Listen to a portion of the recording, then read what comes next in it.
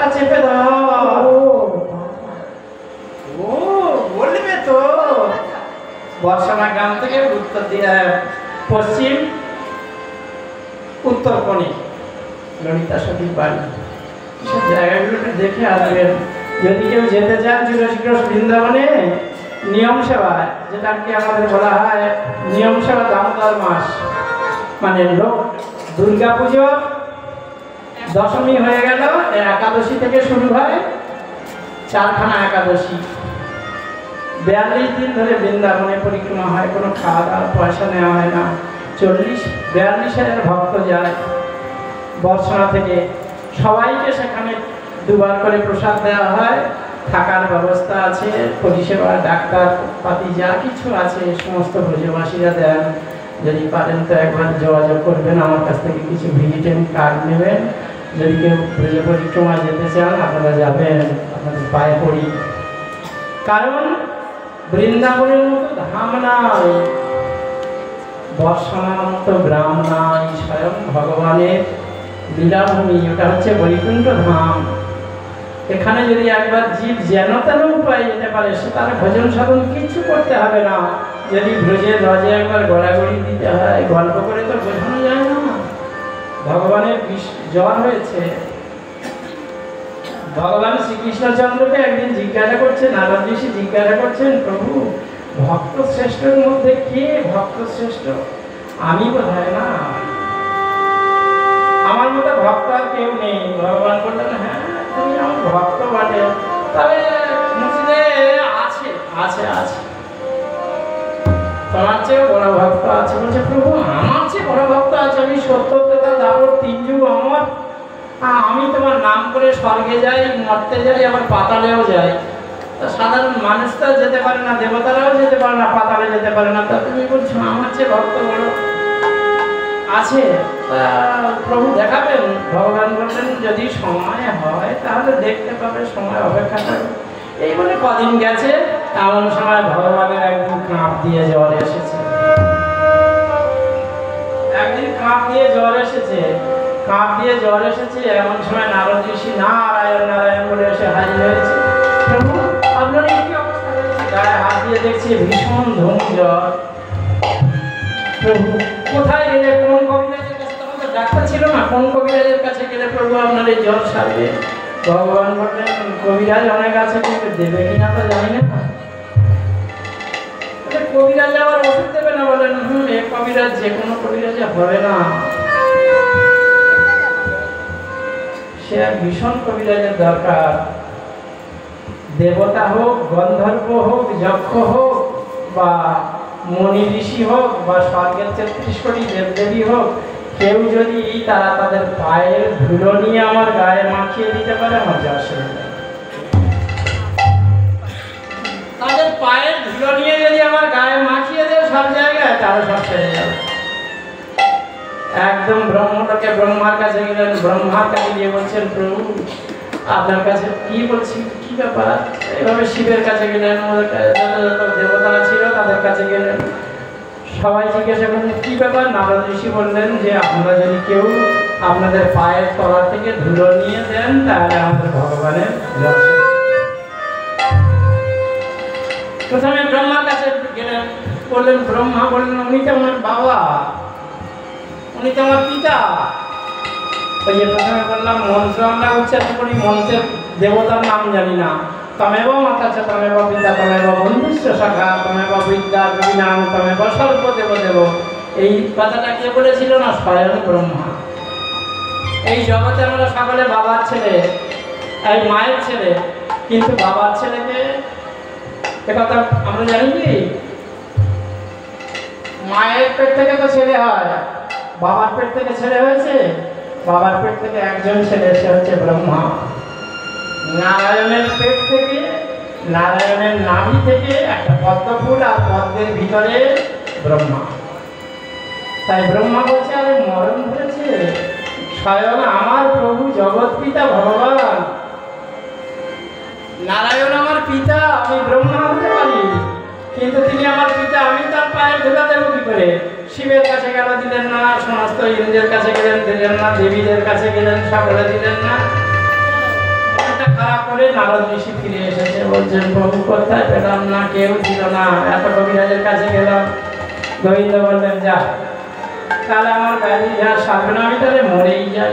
না প্রভু যদি আর কোথায় থাকে, তুমি যাও। সর্বনাশ, আমি আমি আপনাকে চরণ ধরে দেব।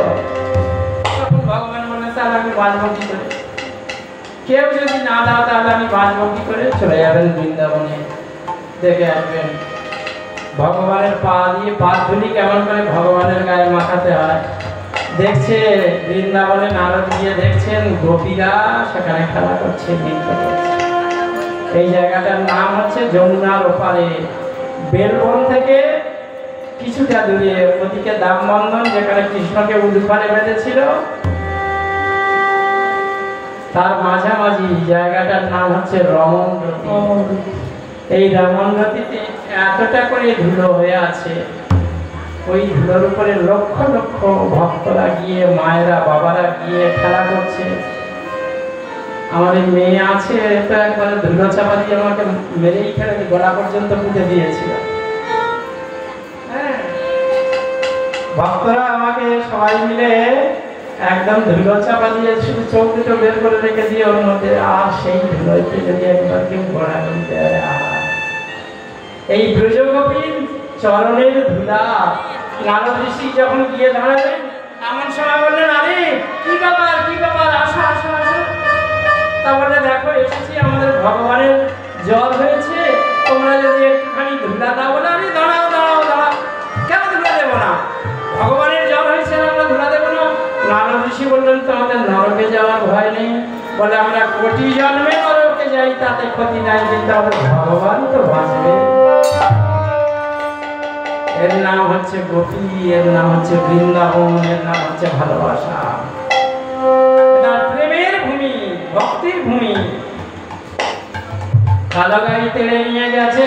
জটিলা বলছে ললিতা আমার কালো গাইটাকে 18 করে দুধ দেয় বলে কেউ হিংসে করে নষ্ট বিদ্যা শিখেছে, তাই আমার জল পড়া, তেল পড়া, শস্য পড়া করে আমার গাইটাকে নাচে।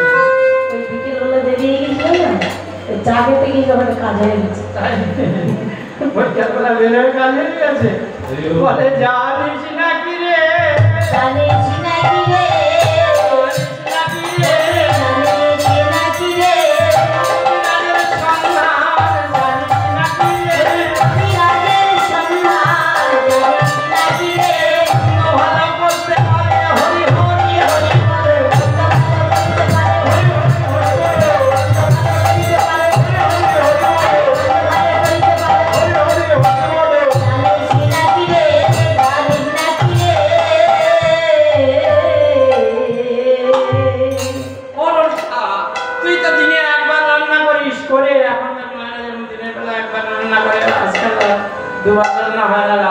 খুব কম বাড়িতে হয়, মায়েরা দুপুরবেলা যা খেতে নেয়, বাবারা সন্ধ্যাবেলা আসে। এখন টিভি দেখার সময় রান্না করতে গেলে সময়টা চলে যাবে না। 6টা থেকে শুরু, হ্যাঁ 6টা থেকে শুরু।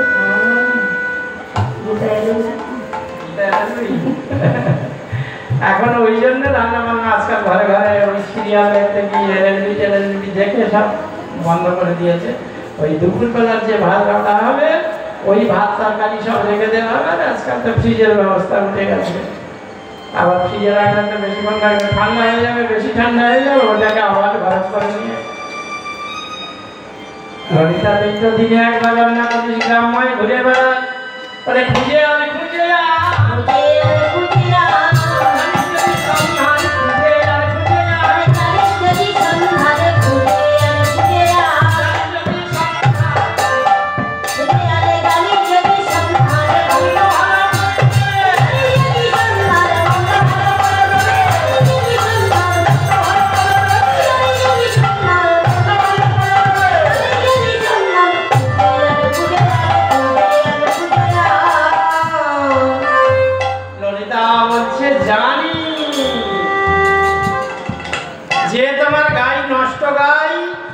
পেটের তলায় শুয়ে থাকলে দুধ দিত, সে আজকে লাথি মারছে, ছুঁইতে দিচ্ছে না। কবিরাজ জানি বটে, কিন্তু তুমি বলছো খুঁজে আন, তারে খুঁজে পাওয়া যায় না, তারে খুঁজে পাওয়া যায়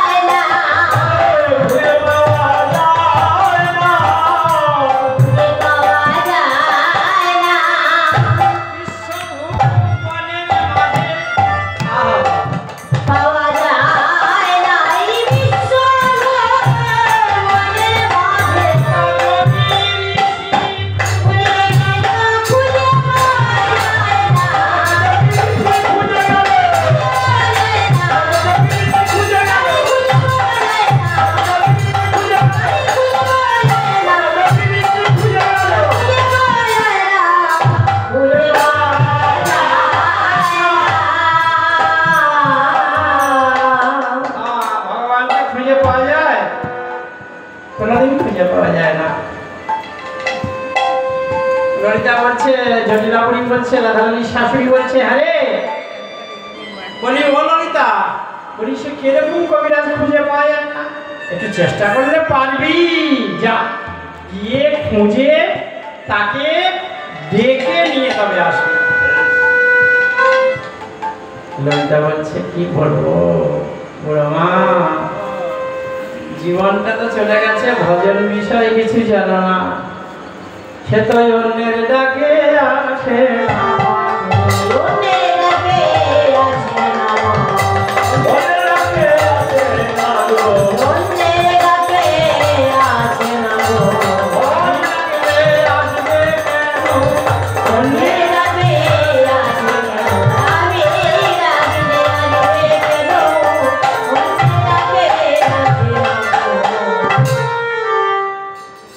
এমন একটা কবিরাজ অন্য লোকে ডাকলে আসে না, যেমন আমাদের পয়সা দিয়ে নিয়ে ডেকেছেন, তাদের নবদ্বীপ থেকে এসেছি, আমি তো আমার ডাক ডাকছি, আপনারা কি ডাকছেন? যারে দায় তার ডাকতে হবে, যারে দায় তার ডাকতে হবে, যারে দায় তার ডাকতে হবে,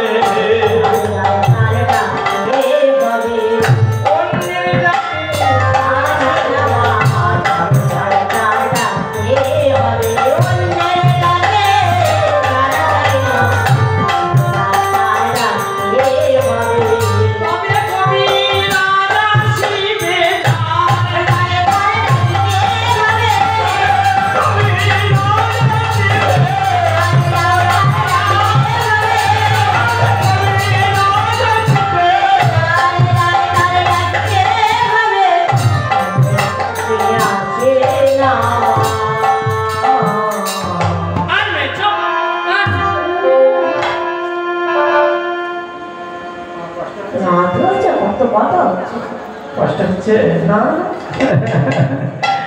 জানি, আমার কষ্ট হচ্ছে, কিন্তু একটু লীলাটা অন্তত আপনাদেরকে একটু সামান্য কিছু সময় শোনায়, কারণ এই লীলার শেষ নেই,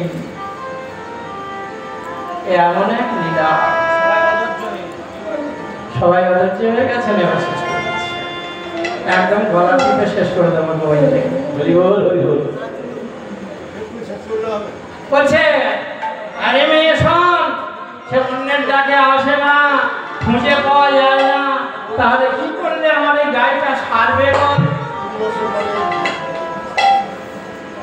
জটিলার কথা শুনে ললিতা বলছে, যার দায় তাকে ডাকতেই হবে, ডাকতেই হবে। কতজনে ডাকতে হবে? তাহলে ডাকার কোনো নিয়ম নেই, তাহলে ডাকলে সে আসবে কেন? দেখে তো দেখো। ললিতা বলছে, জোরে পারো আর ধীরে পারো, জোরে পারো আর ধীরে পারো, জোরে পারো আর ধীরে পারো, জোরে ধীরে পারো, নইলে মনে মনে পারো, জোরে পারো আর ধীরে পারো,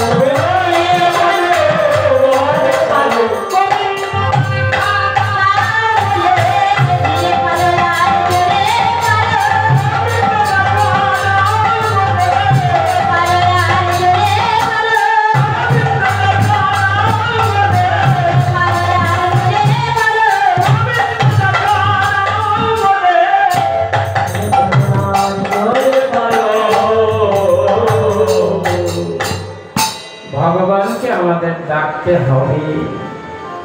প্রত্যেকটা সনাতন ধর্মের মানুষের এটাই সিদ্ধান্ত দিয়েছেন গোস্বামীগণ, ভগবানকে ডাকতে যার দায় তাকে ডাকতে হবে, আমাদের প্রত্যেকের ডাকার অধিকার আছে। জটিলা বলছে, এই শোন, ওই ছড়াটার নাম কি বলতো দেখি? কবিরাজের তাহলে চেষ্টা করবো ডাকতে। ললিতা ভাইয়ের মাই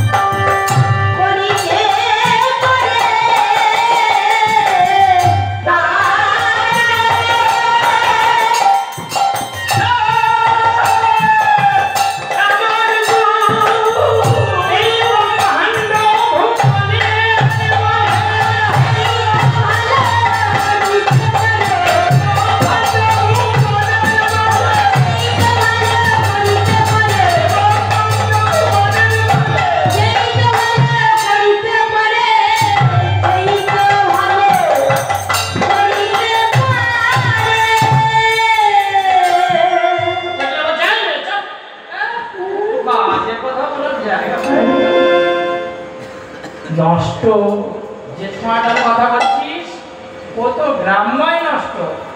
কেন? না, বৃন্দাবনের বৌঝি কুমারী মেয়েরা যমুনায় জল আনতে গেলে, স্নান করতে গেলে ওই ছোঁয়াটা বাঁশি বাজিয়ে বাদলগুলিকে ডেকে গাছের উপরে মেয়েগুলো তাদের কাপড় তুলে নিয়ে উঁচু করে চুরি করে নিয়ে কদম গাছের ডালে ডালে রেখে দেয়। আপনারা আসলে শুনবেন বসন্ত কৃষ্ণ ওই ছোঁড়াটা মথুরার হাটে যখন মেয়েরা মাথায় করে কলসি যদি ঘিতভর নিয়ে যান, ও ছোট ছোট নুড়ি নেয়, গাছের ডালে বসে, আর সেই নুড়িগুলো হাতে এমন আঁচ জোর এমন আঁচ করে মারে, একেবারে কলসি এমন জায়গায় মারবে ভাঙবেই ভাঙবেই ভাঙবে, ঝড় ঝড় করে যাবে। যদি দুধ ঘিতভর মাখন সব পড়ে যাবে, যেই পড়ে যাবে ওই ছোঁয়াটা তখন বাদলগুলিকে লাগিয়ে দেয়, লাগিয়ে দিলে বলে দেয় বৃন্দাবনে গিয়ে দেখবেন যদি 1 লক্ষ মানুষ থাকে তাহলে 1.5 লক্ষ বাদল আছে এখনো বৃন্দাবনে। বাদলের জ্বালায় পথ চলার উপায় নেই। আমার এই চশমা হয়েছে কতবার নিয়ে নিয়েছে তার ঠিক নেই, চশমা ছাড়া আমি চলতে পারি না। চশমা দেখলে যে বাদলের এত রাগ আর ক্যামেরা, একদম কোথা থেকে আসবে কাঁধের উপরে পাটা দেবে আর মাথায় যত পাগড়ি বেঁধে নাও চশমাটা নিয়ে একেবারে হাওয়া। আবার গুণও আছে, ভগবানের দেশে থাকে তো চশমা নিয়ে পালিয়ে যাবে, মুহূর্তের মধ্যে উঠে যাবে একদম দোতলা ঘরের উপরে। যদি সঙ্গে সঙ্গে কাছে লাড্ডু রাখতে হয় আর কলা রাখতে হয়, পাকা কলা, সঙ্গে সঙ্গে যদি সেইটাকে দেখিয়ে বলা যায় দে মা দে রাধে, তুই আমার এটা নিয়ে নিস না, নিয়ে তোর খাওয়ার নিয়ে আমার চশমাটা দিয়ে দে, এমন সন্তর্পণে ফেলে দেবে, ভেঙেও কোনোদিন যাবে না। এত মহিমা বৃন্দাবনের, এত সুন্দর করে নেমে এসে ছেড়ে দেবে, আপনি হাত দিয়ে ধরতে পারেন, আর মাটিতেও যদি পড়ে জানি না কি কৃপা, কাঁচটা ভেঙে যাওয়ার কোনো উপায় নেই, এমন বৃন্দাবনের মহিমা। মন চলে রে বৃন্দাবন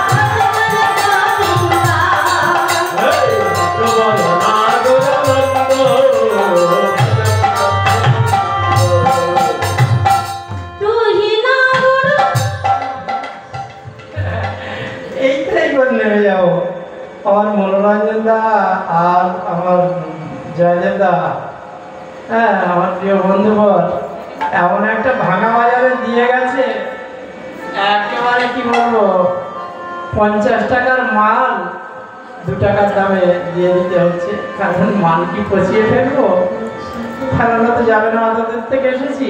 আমার গুরুদেব বলে দিয়েছে কীর্তনটাকে বাদ দেবে না, ডিঙিয়ে গিয়ে পালিয়ে যাবে না, কারণ কীর্তনের শ্রোতা 5 জন মানুষ থাক না থাক, ভগবানের কীর্তন যখন হয় তখন যার নাম হয় 33 কোটি দেবদেবীকে সঙ্গে নিয়ে এই বাঁশকুটির মধ্যে ঢুকে ভগবান তার নাম তিনি নিবে, শোনেন। তাদের নামে চুরি করার চেষ্টা করো না, কে শুনলো না শুনলো, যার নাম তিনি যদি শোনেন, তিনি যদি আশীর্বাদ করেন, তাহলে জগতের মঙ্গল হয়ে যাবে। বরে বরে করেছি যে মনা, যমুনাতে জলা নিতে একলা যেও না,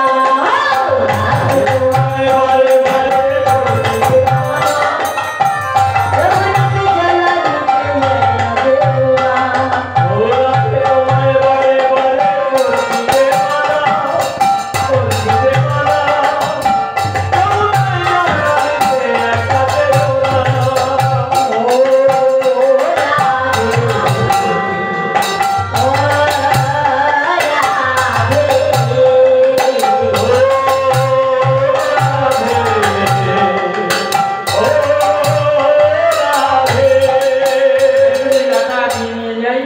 এখন লীলাটা আগে নিয়ে যেতে গেলে ভজন গাইতে গেলে ওর মেয়েটা একেবারে 20-50 খানা গাইতে বললে ওরা অসুবিধা নেই। যাই হোক, জটিলা বলছেন হ্যাঁ তো ওই নন্দ ঘোষের বেটা যে আমার বৌমার সঙ্গে নষ্ট, ওই জগতের শ্রেষ্ঠ কবিরাজ। বলে তুমি কি জানো না ওর নামে বলে রত্নাকর ঋষি হলো।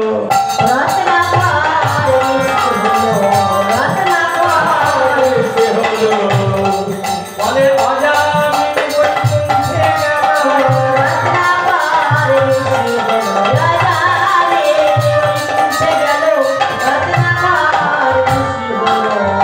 জগতের যত মন্দ একমাত্র ওই ভালো করতে পারে, আর কারোর ক্ষমতা নাই। তবে যে কত জোরে ডাকতে হবে, ধীরে পারো জোরে পারো, মনে মনে ফিস ফিস করে ডাকতে পারে। দেখে আমি রাধারানীর শাশুড়ি, এখন আমার বৌমার সঙ্গে দিনরাত নষ্টামি করে বেড়ায়, যার জন্য কানে আঙুল দিয়ে চলতে হয়। এখন বিপদে যখন পড়েছি তাহলে ডাকতেই তো হবে। বলে ওই শুধু ডাকলে হবে না, পথে দাঁড়িয়ে ডাকতে হবে।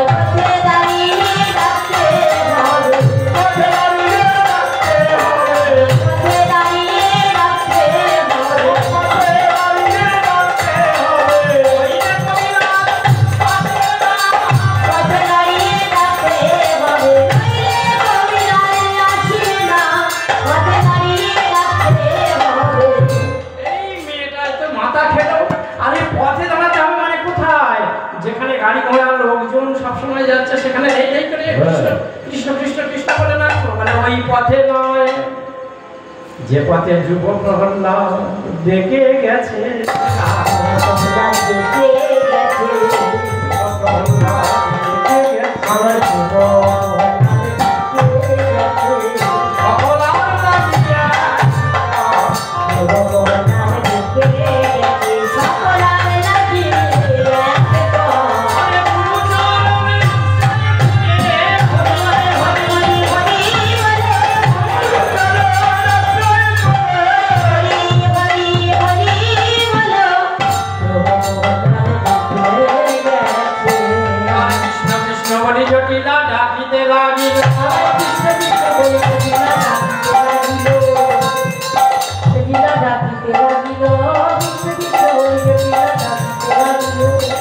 কত স্তর মা, কত কথা বলবো, রাগ হয়ে যাচ্ছে, আর পারা যাচ্ছে না।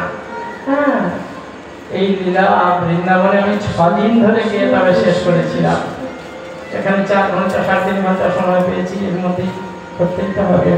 আর পরপর তো উৎসব চলছে, তা ওই দাঁড়িয়ে দাঁড়িয়ে কৃষ্ণ কৃষ্ণ কৃষ্ণ কৃষ্ণ কৃষ্ণ কৃষ্ণ সব বন্ধ করে কৃষ্ণ কৃষ্ণ কৃষ্ণ বলে জটিলা ডাকিতে লাগলো। পিস পিস করে মনে মনে বলছে, কেন রাধারানীর সঙ্গে গোবিন্দের যে প্রেম আছে, নিজের বাড়ির ছেলে আয়ান তার বউকে যদি অন্য লোকের সঙ্গে প্রেম করে খারাপ ব্যাপার নয়। এখন সেই জন্য মনে মনে বলছে কৃষ্ণ কৃষ্ণ। বলতে বলতে বন্ধ হয়ে গেল। ললিতা আড়ালে পালিয়েছে। বুড়ি বীজ ধান যখন দিয়েছি গাছ হবে, কানে কানে দিয়েছি কৃষ্ণ কৃষ্ণ, কোথায় কৃষ্ণ কৃষ্ণ কৃষ্ণ কৃষ্ণ করতে গেলে বন্ধ করবে না। কিছুক্ষণ পরে মনে মনে চিন্তা করছে, বুড়ি চুপ করে গেল। বলে কৃষ্ণের বাড়ি হচ্ছে নন্দগ্রামে, আমার বাড়ি হচ্ছে জাবাটে। এখন এখানে যে আমি ফিস ফিস করে ডাকছি, তাহলে সে শুনবে কি করে? কৃষ্ণ নামেতে আছে বড় ইতরঙ্গ, কৃষ্ণ নামেতে আছে বড় ইতরঙ্গ, কৃষ্ণ নামেতে আছে বড় ইতরঙ্গ, আরে আপনি নামেতে নাচে নাচাই ভক্তি রঙ্গ, আপনি নামেতে নাচে নাচাই ভক্তি রঙ্গ। শাস্ত্র বলছেন, এই জগৎবাসী তোমাদের কিছু করার লাগবে না, একবার কৃষ্ণ নাম করে দেখো। কৃষ্ণ নাম কোন মানুষ, কোন ভাগ্যবান, কোন ভাগ্যবতী যদি মনে মনে জপ করে, জপার সঙ্গে সঙ্গে নাম বলে দেবে ভগবান কত দূরে। বন্ধ হয়ে গেল নাম, কৃষ্ণ কৃষ্ণ কি বলবে? ওই বাড়িটা কত দূরে সেটা এখন চিন্তা করছে। আবার কি চিন্তা করছে? এই ডাক তো তার কানে দিতে হবে। ছেলেটা সারাদিন গরু চড়াই এসেছে, কি ভাবনা, নাম কিভাবে ভগবানের কাছে নিয়ে যায় দেখুন। যার নাম শুনতে পারে না, চোখের দেখতে পারে না, কিন্তু নাম করার পরে তার স্নেহ এসে গেল, ভালোবাসা জন্মে গেল। বলছে ছেলেটা বোধ হয় সারাদিন গরু চড়িয়ে মাঠে ফিরেছে গো। আর মা যশোদা বোধ হয় গোপালের ওই রাঙা রাঙা চরণগুলো ধুয়ে দিয়ে বোধ হয় শাড়ির আঁচল দিয়ে মুছিয়ে দিচ্ছে। মুছিয়ে দেওয়ার পরে ছেলেটাকে বোধ হয় বাম করে বসিয়েছে। বসিয়ে ছেলেটা ননি খেতে চাইবে না, মা শুনবে না। নে সোনা খা, গোপাল খা, একটুখানি খা। না মা আমি পাচ্ছি না, আর নেব না, ইত্যাদি অনেক কিছু।